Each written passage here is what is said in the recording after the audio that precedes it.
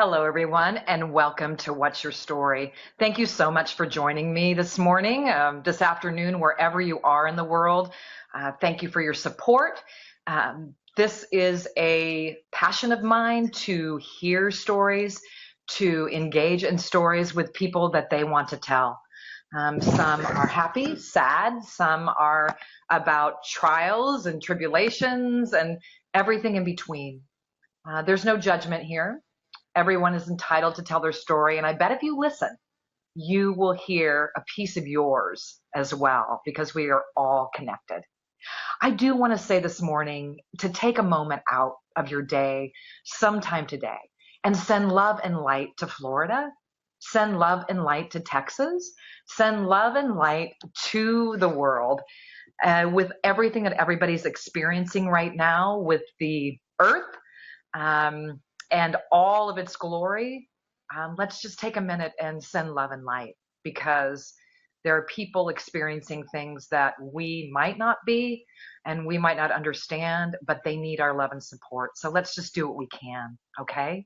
Thank you for that. Today I have a guest that has been on before, but her story's different today. And I am very excited to hear about it. Her name is Sue DeCaro. And Sue is going to talk about her one mom's evolution and how it created her passion in life. Isn't that funny? Sometimes things that we go through put us on a journey somewhere else, somewhere unexpected, and maybe give a clear picture of what we need to do in the world and how we need to do it. Sue is a mom. She's a thought leader.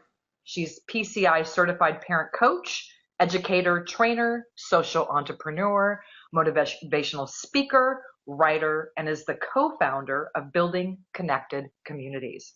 Sue is the founder of DeCaro Parent Coaching, a private practice supporting parents. Sue integrates education, consciousness, and coaching to help families to grow and thrive. Sue's training as a parent coach, combined with her own family's experiences, enables her to approach every client with empathy and to craft a tailored approach to achieve their goals. Sue is a co-founder of Building Connected Communities, a hub of global, consciously aware thought leaders coming together to speak, educate, coach, counsel to create a new world for the next generation. As a main stage speaker and educator, she travels extensively, speaking to large and small groups, bringing more awareness to the way we live and raise our children. Workshops and speaking engagements are designed and facilitated to motivate and empower parents. As a writer, Sue's work has been featured on Simple Reminders, several blogs and magazines. Sue is a director of Bryant McGill's Thought Leaders School, as well as part of the Royal Society, bringing growth-oriented messages to members all over the world through videos. So I'm really excited to have Sue on today to talk about her evolution and how it created her passion in life. So let's just welcome Sue right now. Sue, so great to see you. So great to be here, Kathy. Thank you for that wonderful introduction. And most of all, I'm a human being. And I think that's what we're going to see today. Yes, you are. And you're so accessible to everyone. That's one thing that I've realized about you being on the Royal group. You're just so accessible, and you're always just out there giving some words of wisdom. So thanks for that. It's really helped me a lot in doing my videos every day there. So tell us, you wear a number of hats. I read your bio, and you do so many things to support parents and families. However, the parenting hat was one that you wanted to share and tell your story about today, right? Mm-hmm. So what are some of the pressures that you found in your own parenting through the years? Well, that's a great question. I think just becoming a parent in and of itself is an enormous pressure. The role, quote unquote, parent, and what that really means or should mean for us can already begin to bring us fear, anxiety, and emotional overwhelm. And I think the other thing is the conditioning that we experience from our, our own growing up and our own years as a child. And so these are all things, of course, that played into my role as a parent and thinking about, quote unquote, what I should be and should be like and what the world should look like raising children. One of the biggest mistakes because it doesn't look like anything other than what it looks in your own household. And so, I found myself very much affected by the pressures outside, even the pressures of friends, the judgments around me of what it should look like in my own household. And at a very, young parenting age with young children. And I also felt myself, extremely overwhelmed by the pressure of social media as it continued to grow when my kids were young, and the expectations that children should have, all the latest, greatest technologies at their fingertips or screens, which I think many parents today feel incredible pressure about. So, and then there's academic pressure, alcohol, drug abuse, and all of those things that we watch affect our children and, of course, affect us in return. And so I think, to kind of summarize it or, maybe share a little more deeply, I found myself as a parent who was looking to create my children to be who I wanted them to be. So, here were these two beautiful spirits that were, given to me, coming through me, that I had the opportunity to raise and usher through life, yet I chose to try to control and force. Let's face it, controlling is an illusion. It's really a force of nature. We're trying to shift. When we think about the hurricane, and I'm so deeply touched by what you said at the beginning, and I share my love and light all over the world today. But we think about the hurricane. We cannot control the force of nature. Well, I hate to equate our children to that, but they're beings. They're human beings. And we need to allow them to unfold in their own way, shape, and form, not freely, not without some sort of, guidelines and, and assistance, of course, to create foundations, but not with the force of nature to ensure that our children take the path that we want them to take. And, that's been one of the biggest learnings, because one of my children, was really forthright in showing me the way. And I really, truly believe that our children are here to help us learn just as much as we are here to help them learn and grow. And together we grow. And so through the years, through the many pains and issues, she has taught me, they both have, but I would say she was much more the one, leading the pack, so to speak, and teaching me that I needed to let go, that I could not control the steps they took. And if I tried, it was backfiring. Yeah. And creating disconnect. And I mean, for years I was creating disconnect, not connection. And I preach connection now, because of all that I've learned and experienced. So, I mean, that's a long answer. No, but it's so true, Sue. I mean, I can look at three of my children and say that one really taught me to accept people where they are at that moment. And like you, I was raised to believe that we had to control them and they had to be a certain way, and every family dynamic had to look a certain way, and all of that. And it's not true because it doesn't work. And, the relationships we build with our children are more and more important as they get older and older, and we get older and older. And so to be able to realize that, in fact, it doesn't matter what everyone thinks we should be doing, which is a hard one, I think, and what everyone, the judgment that people put on us. And again, that's all because of what they learned and how they were raised. And if we can just forget about that for a moment and just love our kids where they're at, even though it's tough sometimes, we will learn so much, right? We will. Yeah. Yeah. And it's not even just loving them for where they are, it's allowing them the Yeah. space to be there Wow. and to grow and thrive wherever that's taking them. You Right. know, for example, if I could share this, Yes, please do. desperately was going to enjoy the college search with my first child. I mean, I was desperate for it, I guess, because that Yeah. was the path I wanted for her. And I Yeah. couldn't wait to go on the road trip and I couldn't do this. And, she was brilliant and saying to me, Mom, this is this is not what I'm looking for. And if you send me, I'm not going to do well, because this is just you throwing away your money. And I thought, for a while. And, honestly, something like that is big when a parent has an expectation like that and their child is waking them up.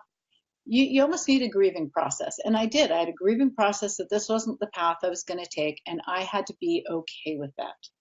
Right. And once I was allowing myself to be okay with that and not force, the connection could be different with my child in coming together, not, two forces butting heads like this, trying to make, square pegs go into round holes. Right. And so, they're going to do it their way anyway. Right. It's either going to be their way, connecting with us or a complete disconnection.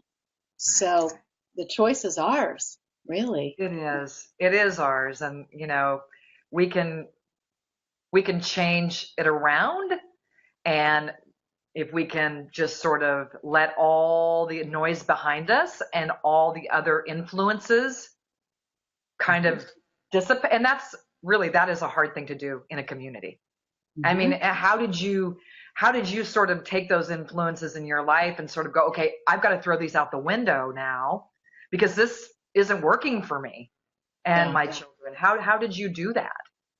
That's a great question. And I can still remember a friend of mine when one of my kids was very young giving me advice. Yeah. And I remember saying to myself, who do you think you are? Telling me you do not live in my house and you do not know what I experience. And I'm sure she was being helpful. It may not have come from a place of judgment, but it sounded it. Right. And that was the end of our friendship for Mm-hmm. quite a number of years.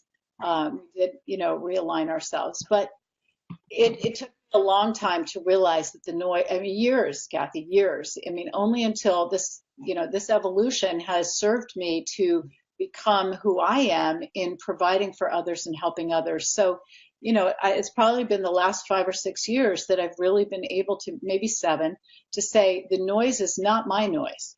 Right. And my noise comes from inside my heart and soul to know what is right for my specific children who are unique. Every child is unique and with, their own path and blueprint of where they're going and what that looks like. And so, I'm not a god. I'm a human being too. And so my job then became, how can I constantly feel good about stepping back? And it's a practice. It is not a destination. It's not like tomorrow I step back and I no longer listen to the crowd screaming in my ear, from outside. It just takes daily work, and some days are better than others. And so I had to become gentle with myself as I moved through this process and worked hard on myself to create the person I wanted to be for my kids and the person my kids needed me to be. And listen, really listen. Is one of the things I talk about in my household, and I share this with my clients. And I didn't do this before, years before, but last 5 or 6 years, maybe 7, listen to hear, not to respond. Because Yes. listen to respond to somebody, whatever they're sharing, we're already judging, formulating, thinking, and we don't even hear what they're saying because they've triggered something in us where we have to respond in a certain way, or our conditioning has, hit a home run now. And you're our parents and we're going to talk just like they talk. And so, the ability to stop and just hear, pay attention, eye contact. So, these are the things I work on every single day. Eye contact, listening to hear, processing what someone is saying to me before I respond. Right. And we don't have to respond in that moment. We're not required to respond immediately. People don't give themselves enough space to think through things, because we live in a fast-paced world. So, everything's at our fingertips. So why shouldn't an answer be at our fingertips or a response from us? But I'm here to say you're better off taking the time to step back and really reflecting and giving yourself a chance to process the things that our children, our spouses, our friends all say to us. And it gives you a better ground to respond in a way that's more true to your soul and your heart. And, I was given some good advice the other day because now that I'm in Seattle and going to stay here for probably about a year, my goal is to sort of bring my family together for a meal, like once a month. And I don't know how that's going to go over because, there's one that doesn't really speak to me. There's two that are great. There's always some sort of drama kind of going on, which of course, when you don't live here, you're not aware of all that going on. But the advice she gave me really made me stop and think, and it was stay neutral. Mm-hmm. Stay neutral. Just have that happen. Put that time out there. If people can come, great. If they can't and something comes up, there's no judgment about it. Just stay neutral in the conversation. Don't, like you said, listen to hear. And it was such great advice. It really made me think about going into that event that I want to do, that's something that I really need to be clear about before I even venture into it, is to stay neutral. And sometimes that's really hard to do that because we want to give our piece of advice, or we want to say, well, that happened to me and this is what I did, which nobody wants to really hear. Right. Right. They just want to be heard. Right? Sure. Yeah. Sure. Absolutely. And neutrality is important in raising children, no matter what age they are. None of it is personal. If our children don't go to the potty at 2 years old, it's not a personal attack on us. If they're not reading by 6, we didn't fail them. And the same thing if they don't come to a dinner get together, that we cannot control these things. And so when we stay neutral and don't take it wholeheartedly, as a reflection of ourselves, I think it makes life so much better. Yeah, that's beautiful. I'm looking at the Facebook page now, and it's Demetrius Vela is commenting. So thank you for commenting, Demetrius. And he is, wow, be your true, pure, authentic self. Stay true to yourself. He's making some great comments. And also Diana Harper. Hi, Sue, Kathy, and Demetrius. So people are listening. And I have to say how much I appreciate that, because my guests are full of great information. And I hope that by meeting them, you get to connect with them in some way. That's really my goal. So thank you all for watching and tuning in and being a part of this interview. You were married at the time of all of this happening, correct? So how did your marriage and your relationship with your spouse hold up? Because I remember it was difficult. Yeah. Yeah. And, it's not, I want to first say it was difficult, and it's not the children's fault. Right. So, because many times, when a marriage falls apart, the children feel very responsible. But in my situation, there was two of us raising children in very different ways. And, my ex-husband, who is a very nice person, he was much different in his parenting and more like the best friend or the worst enemy. So, there was no in between of, equilibrium.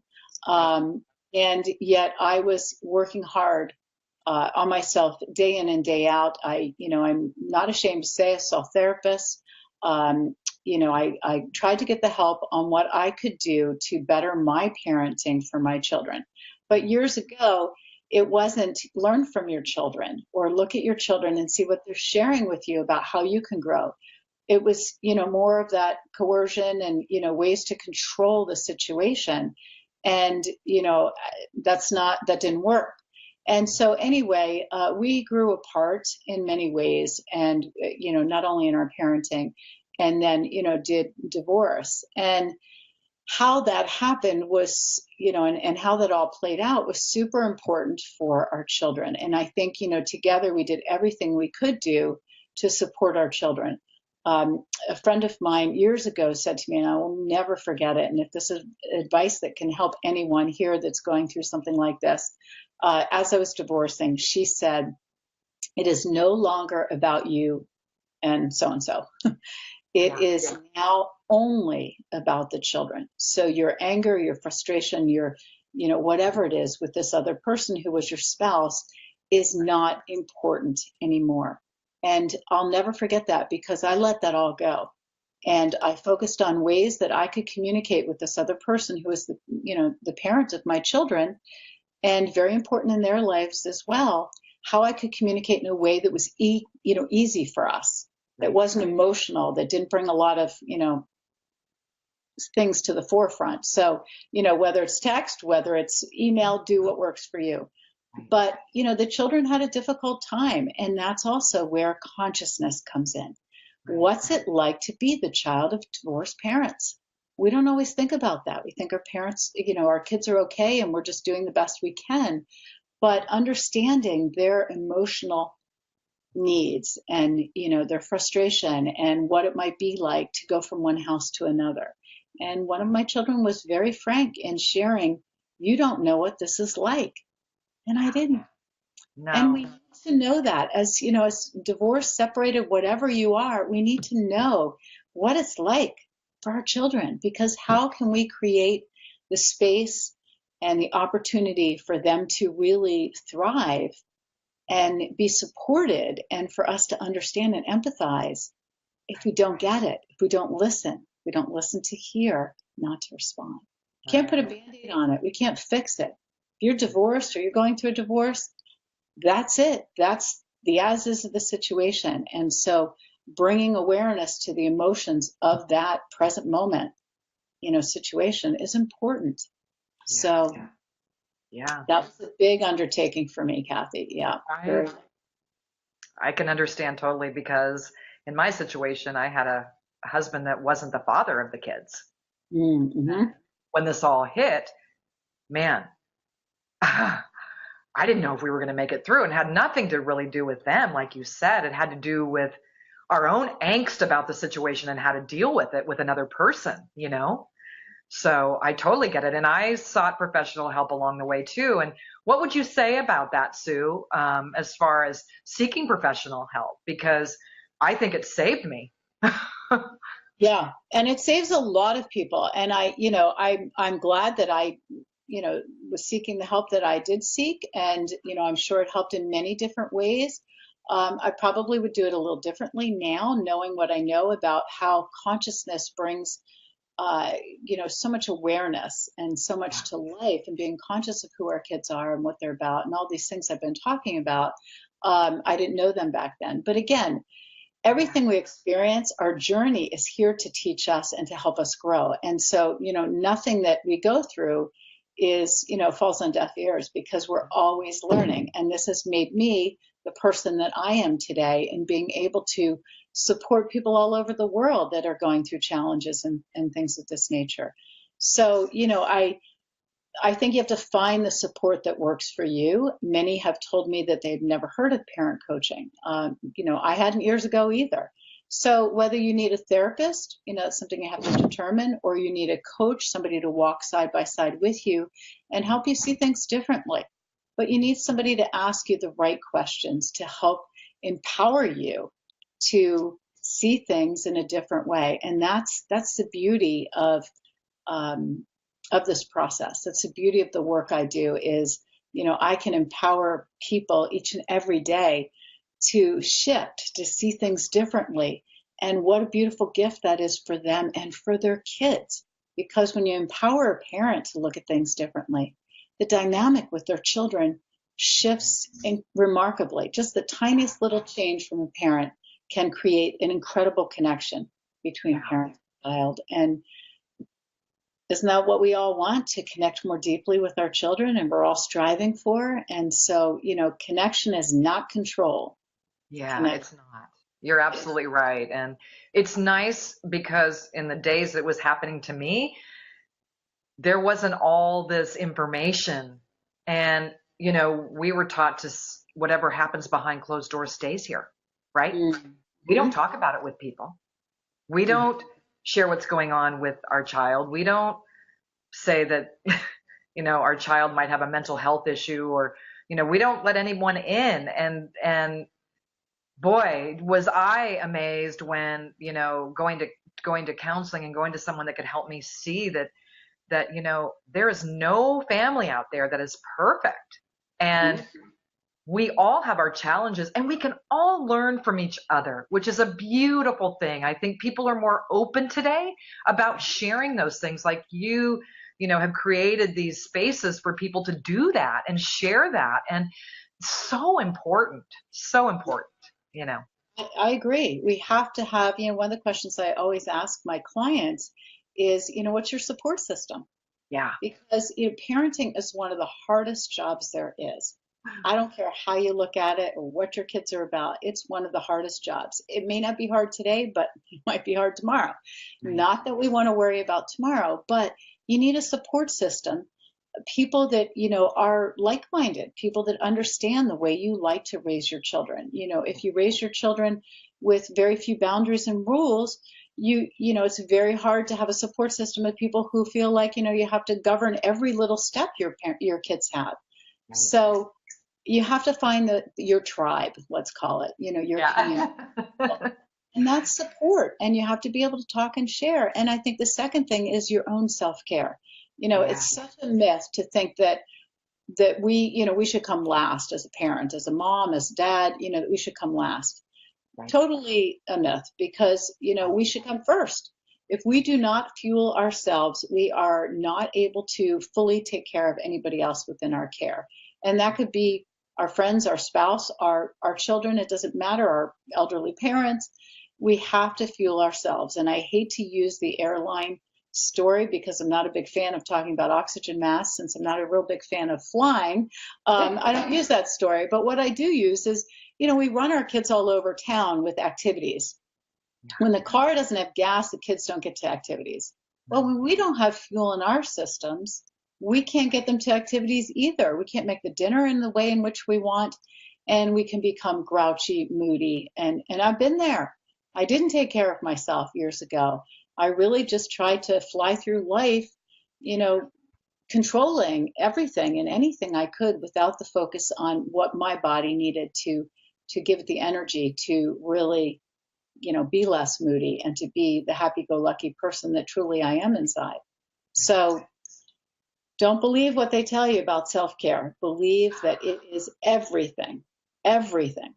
I agree with you. And I learned that just really, I've known about it, but I didn't put it into practice, I think, until I left the country and went to Thailand.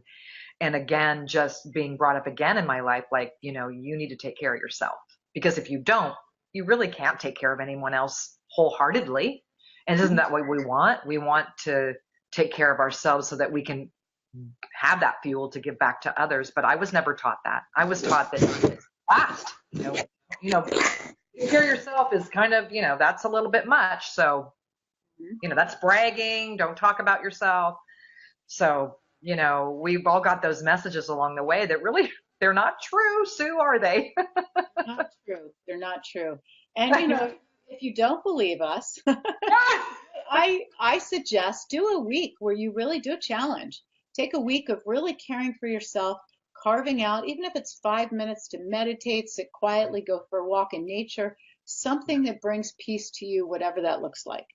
Right. And do an observation of how you feel through the course of your day when you give yourself that, let's call it a luxury, but it's only 5 minutes or 10 minutes, whatever you can give yourself. Do it for a week and see how different it plays out in your life, because I promise you, you will see a difference. Yeah. So when all of this was going on, because it was a lot going on at the time, how were you able to turn it around? What was the moment that you said, hey, I'm going to shift this thing, it's going to turn around, and I need to look at this thing differently now?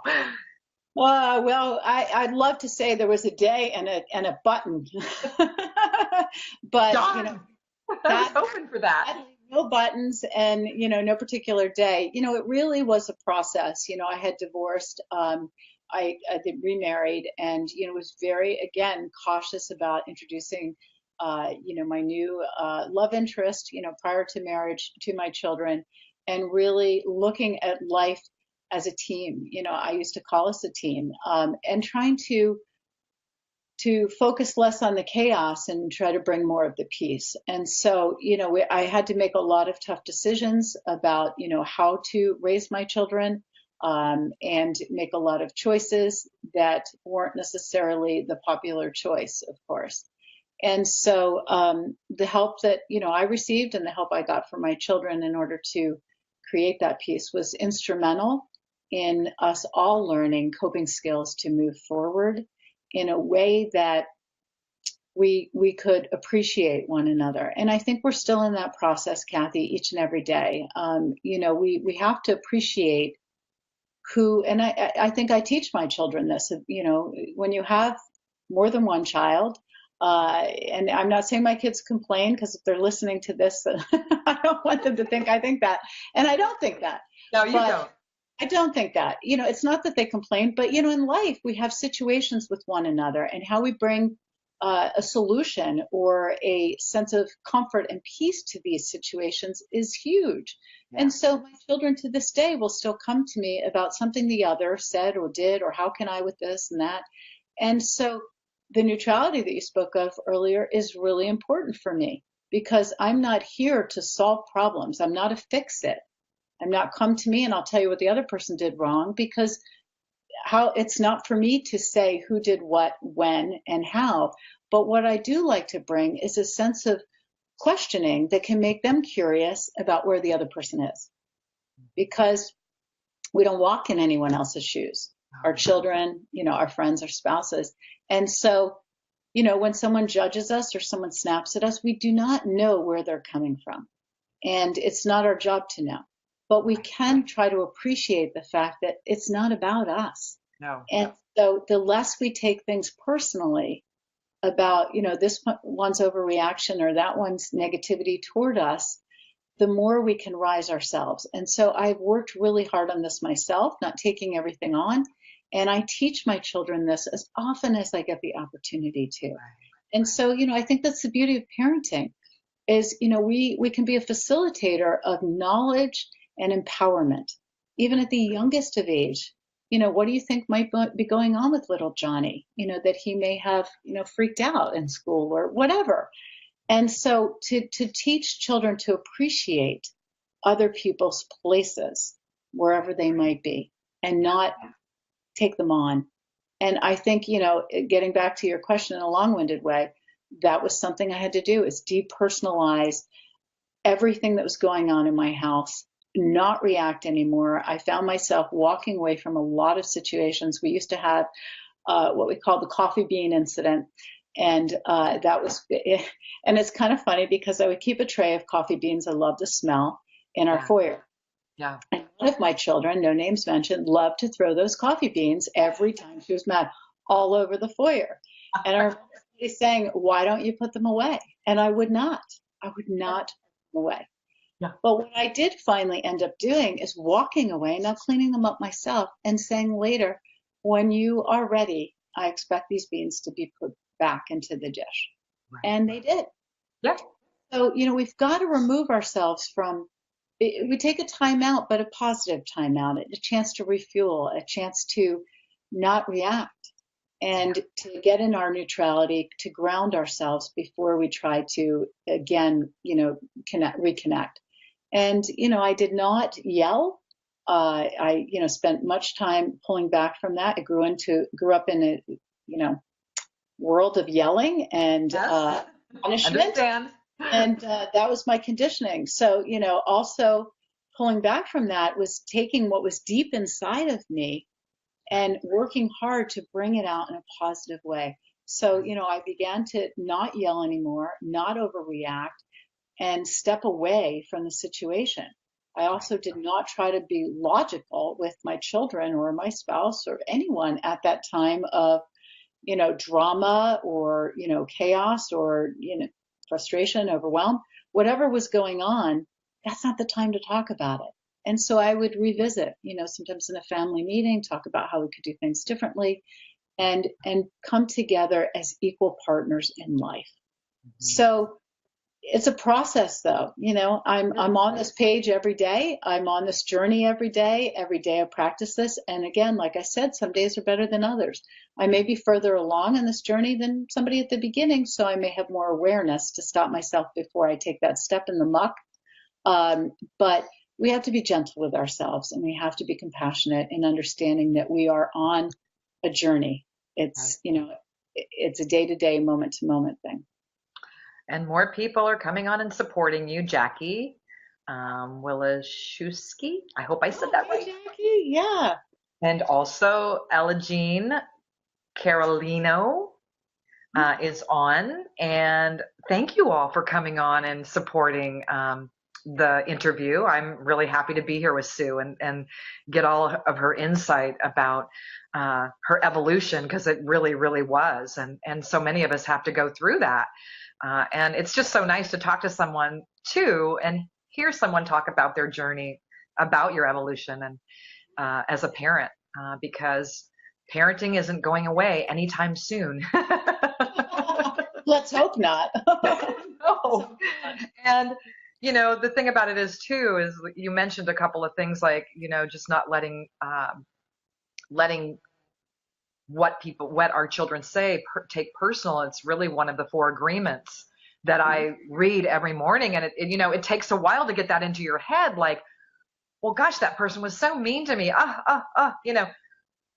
I'm so crushed, when in fact it really has nothing to do with us. Nothing. And it takes a while to really understand that about our kids. They just want to be heard lots of times. They want to be heard, and they want us to listen. And another thing I learned too along that journey was picking my battles. Who cares if the room's a mess? Close the door. Right. Yes. That was, I'm there. Like a brainer, right? When I heard that, I was thinking, I'm complaining about the room every day. I'm complaining. I'm telling them to clean the room, clean the room, clean the room, because that's what I heard. So I thought that had to be right. When in fact, they didn't care. They were going to pick up the room. So just close the door. I don't have to live in it. Right. Right. And why shouldn't they have some space of their own? Exactly. And treat it how they want. And again, like you said, it's the conditioning. But our children need to be 3 things: seen, heard, and valued. And, I love my parents dearly. So if they're watching this, I love you. Yes. But, I wasn't necessarily raised in that way where, everything you said was important and people listened, and, you felt the love and value unconditionally. And, I think these are the 3 important things that we need to bring to our parenting, and seen, heard, and valued for who those children are. We have to raise our children in a way that works for them, not for us or not for the masses. So, I have 2 children and they needed to be parented differently. And I thought I need to do it fair, I need to be fair, and they need to be treated fairly. Well, so that means that I do X across the board for both my children. And it's really not that way, because fairness is not that. Being fair is looking at each child as an individual, and one may need more cuddle time because that's what speaks to them. One may need to play games with you more because that's more connecting for them. One of my kids at a young age never sat on anybody's lap, but she will now. Yeah. You have to know these things and learn these things about your children in order to create the conditions that allow you to connect deeply, allow you to see them and to hear them, and to love them as they are. And when we don't take the time to see child A and what they're about, then we can't parent them in a way that helps them to thrive. Right. And saying this, I mean, even my children are in their 30s and 40s, and they still need it as adults. I mean, it's really just it's really valuing people as an adult too, and valuing your children. My son still loves to hear that he's doing a great job and that I'm proud of him. I mean, it doesn't ever stop. And, it just feels good to be able to say that as an adult, and still it adds so much value to him as a person. So, and same with my daughter, just, it's a lovely thing to be an adult with your children and know, I'm sure they feel good knowing that they're valued by me. And I feel good knowing that they value me as well as their mom. So it doesn't ever end. I mean, we still have to treat our children with love and respect, even as they grow older. So I how agree. have you how have you taken your experiences and used them to help others who are struggling raising children? And really, this is a big deal in the fast-paced, media-driven society we live in, because I know many parents that are dealing with that. Yes. Well, I think one of the things that's crucial about my story, and bits and pieces of it come out as I'm coaching, because coaching is different from therapy. We can share a little bit about ourselves if it suits the needs of, whoever it is we're working with. And so I'm very forthright in sharing things that really speak to whoever it is. And I think for my clients, that shows, number one, a lot of, shows authenticity. Number two, that I didn't grow up and grow into this world of coaching as a perfect individual, as a perfect parent. And I did have somebody once say to me, well, you probably have a white picket fence and children that stand in line and all these things, like the Sound of Music or something. And I laughed, and this was at a workshop. I laughed because it was, as it was not like that at all. And so I think the trust factor and the connection to a client and to people even that I just talk with freely about parenting really helps to bring hope to so many. And, once I share just a tiny little bit of something that I understand that they're going through, you can already see a shift in them, and they feel that warm and fuzzy that they can get through it. Because let's face it, many people can feel a sense of hopelessness in raising children. I mean, there's some real tough issues, drugs and alcohol. There's children going through so many different things at so many ages and stages of life. And as parents, sometimes you don't know what to do. And so calling out for help and getting support and getting a sense of hope is huge, because if you've given up, it's going to be really hard to step back in and shift things. And so I'm here to tell you it's not hopeless. There's so many things that you can do that can bring hope. I mean, there was a point where I thought it was hopeless. So I get it. When chaos was ensuing my household each and every day, sometimes things flying through the air and just craziness, screaming, yelling, and I thought, I can't live like this. And, you want to give up, or you want to, run away, which I think every parent wants to do at some point. That's normal.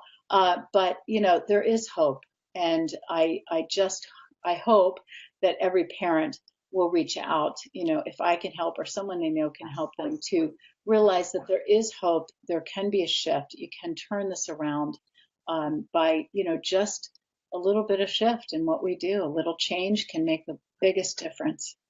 Because really, outside things are happening to kids that didn't really happen when my kids were younger, which I'm so grateful. There were no cell phones at that time. There was no really an internet. They were just learning about the computer, period. And, that's a big deal now. Cyberbullying is a very hard thing. And lots of kids have phones now. I mean, they're exposed to so many things. And, I mean, I have a grandson. I mean, he's in fourth grade now. I mean, the things that he's exposed to, I can't even believe, like, oh, Nana, look at this. Should you really be watching that? I mean, right. They're watching YouTube, and they've got Xbox, and they've got, he doesn't have a cell phone yet, which I'm grateful about. But there's just so many outside influences that, really get kids kind of in a whole different mindset. And it's kind of like you have to reel them back in. I mean, that's a hard one. It is a hard one, but that's where the connection is important, because the more connected we are with our children, in not trying to control their every move, but empower them with knowledge. When they are seeing something, discuss it. We can't shy away from these things. We need to embrace them head on. They are getting this information, and we can't be afraid of it, because if we're afraid of it, there's the messages that our children are getting. So, really again, I think, that open communication, that open space with our children to be able to share is not something we may have grown up believing in or seeing as models, that our parents were. But we don't have to do what we've been conditioned with. We have to do what feels right for us and really speaks to us in the moment. And I think that, the only way to connect with our children is to do this by sharing, by talking, by opening the dialogue about even the hardest thing to speak about. Sex and drugs and all of these things they're not going to go away. They're not going to go away. No. And so, the more we keep that conversation open, the more they share with us. Right. And don't know if our child is in, dire straits before it gets to, really bad, even worse. So, I learned things the hard way. And, I learned when it was not too late, but, I need to step in and make some big decisions. And so, I try now to not judge and be open. And you should as well if you really want to know what your children are doing. Yeah, it's very true.